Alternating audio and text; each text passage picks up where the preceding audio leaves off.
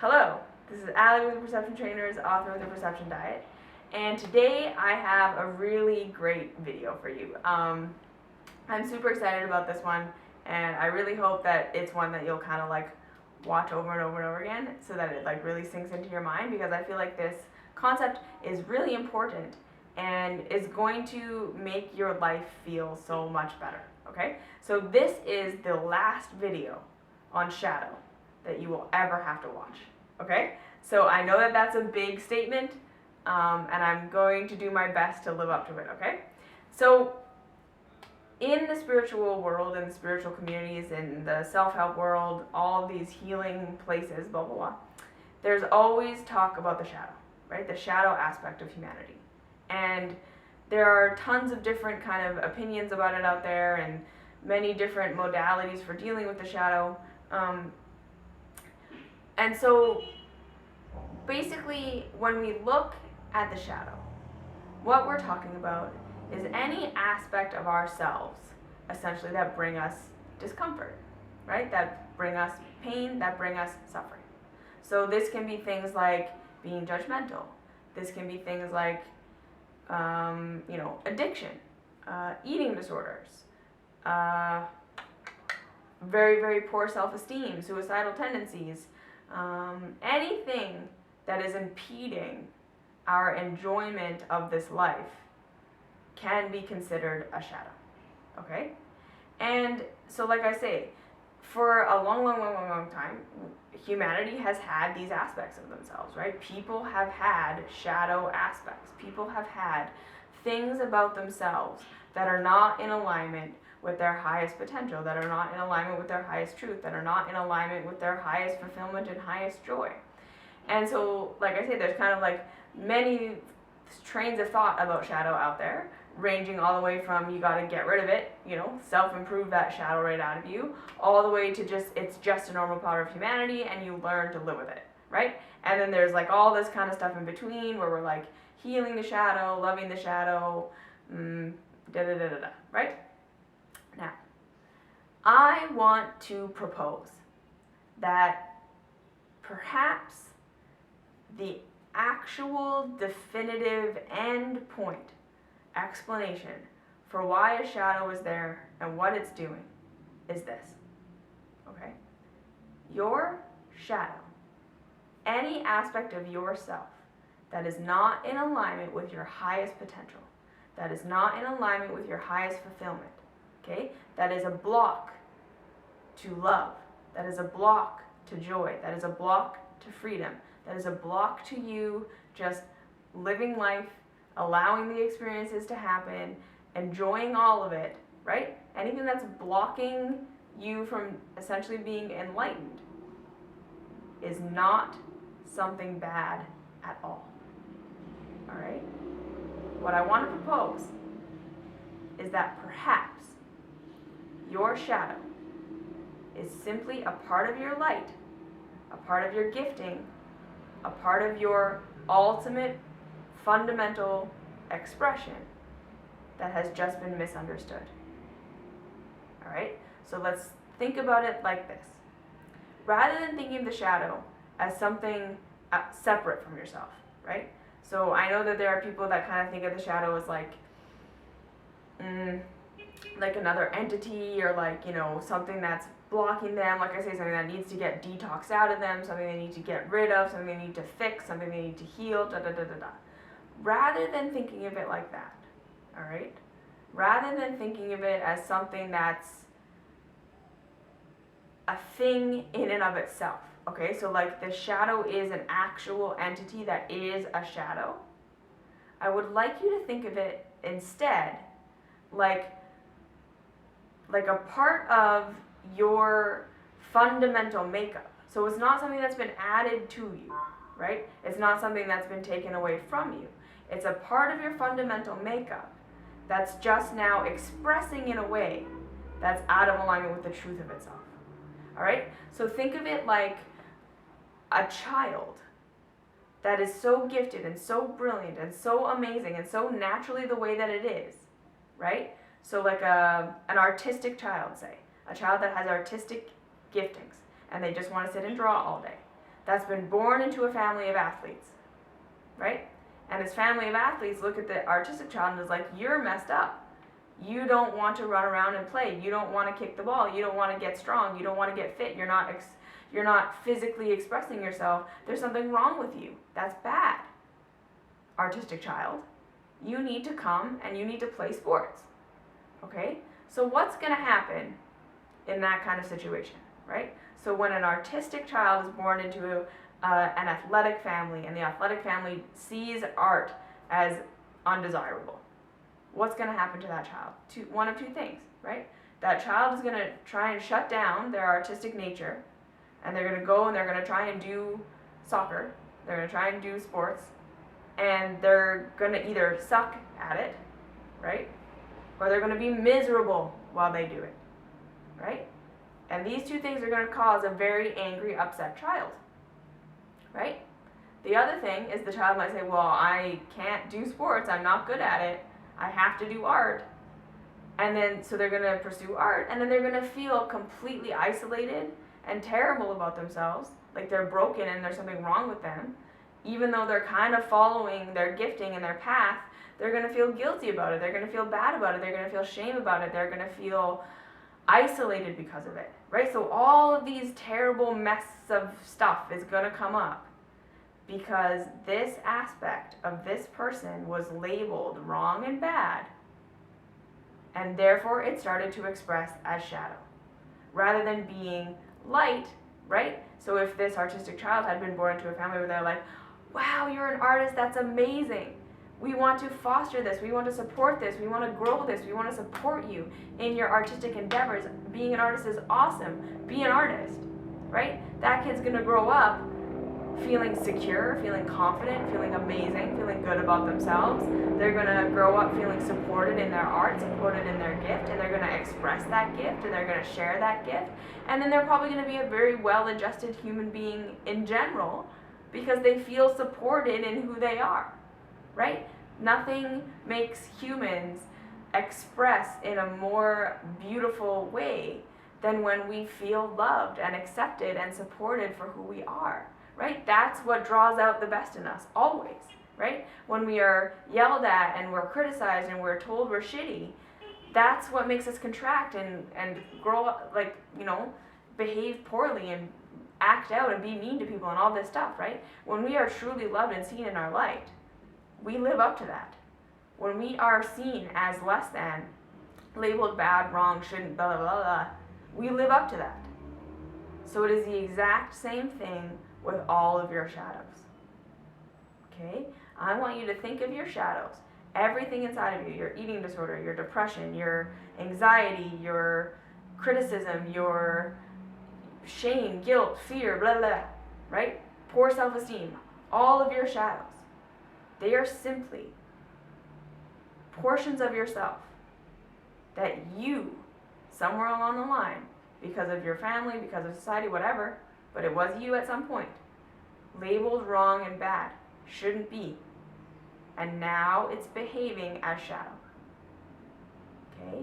So what this means is that when you are imagining your ideal self, right, which we all do, when you are dreaming about your dream life, when you are picturing who you wish you could be, when you're doing all your personal development, personal growth, all that work because you think you need to become that person, okay?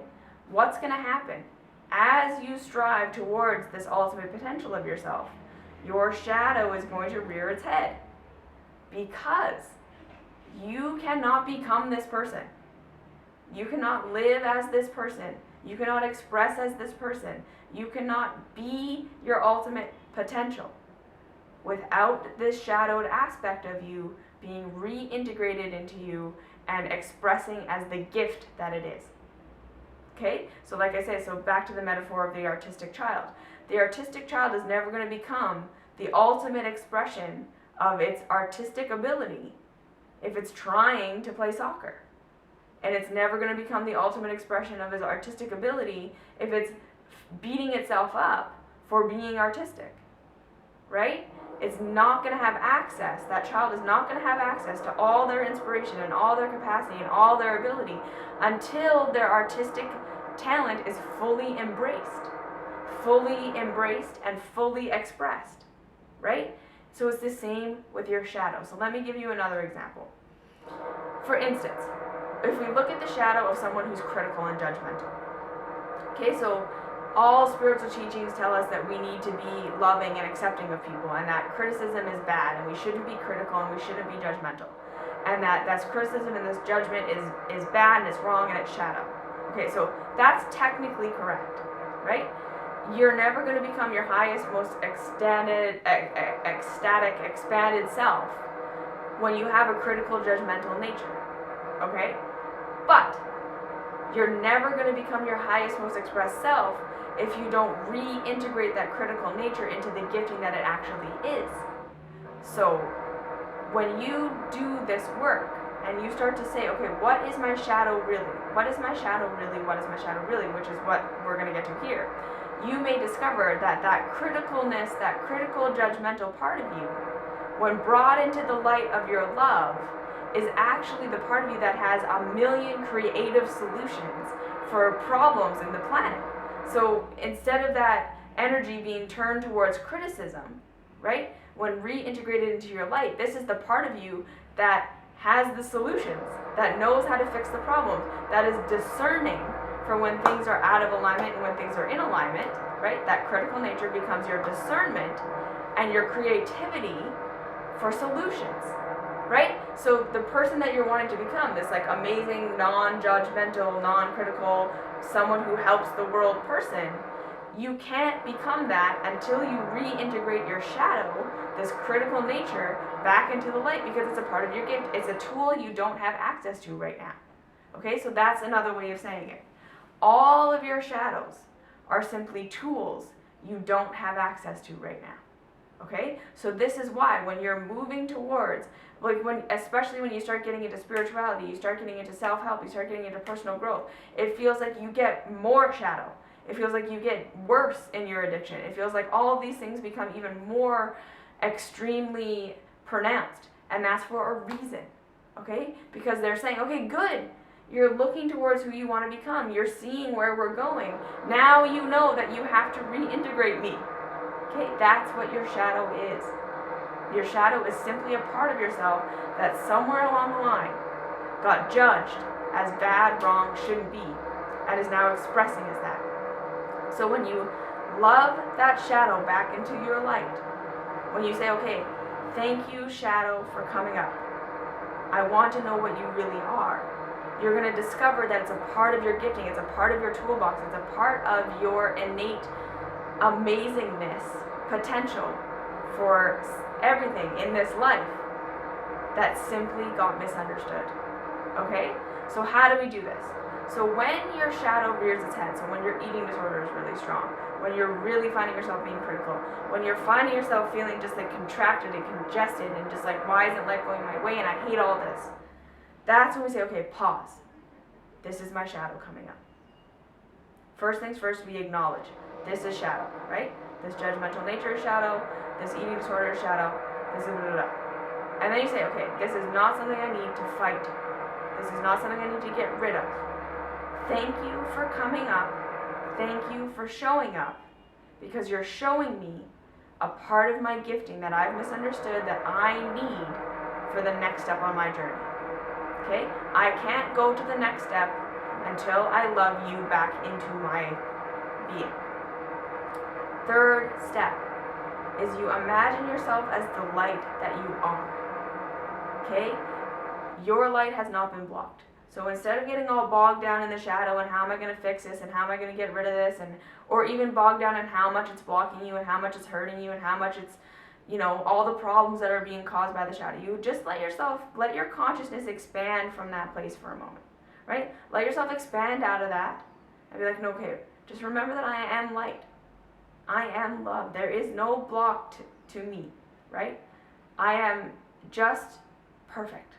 So you just let yourself expand. Let your energy expand. Lift your point of reference from the shadow problem to the expanded nature of yourself, right? If you need to connect with God, connect with God, connect with the universe, connect with your angels, connect with your spirit guides. Ask to be reminded of your power. Ask to be reminded of your ultimate light that has never gone anywhere. Remember that you are greatness. The shadow is not trying to take you down. It's actually trying to show you how to be the ultimate expression of yourself. So you just expand out of your shadow, expand out of that darkest place, and then you say, okay, from this expanded place, from this place of remembering that I'm love and light, and from this place of honoring this shadow as a part of me, a little child that's been misunderstood, let me share my light with you, shadow. Okay? And then you send love to the shadow. Send love to the shadow from this expanded place. It's not trying to hurt you. It's not trying to take you down. It's a tool that you need. Okay? It's a part of your gifting. It's a part of your light. So you send love to the shadow, send love to the shadow. And then you say, okay, I apologize, shadow, for misunderstanding you. I apologize, anorexia. I apologize, bulimia. I apologize, alcoholism. I apologize, critical nature. I apologize, always rushing. I apologize, shadow, for misunderstanding you. And now as I send my love to you, as I send my light to you, please reveal to me the gifting that you are, the light that you are, the truth of who you are to me. And then you just wait and let your shadow reveal itself to you. Okay? And this is where you will start to discover that you have giftings, that you have all the skills that you've ever needed to be this ultimate version of yourself. And they've been hiding in the shadows, right? That your shadow is not anything wrong.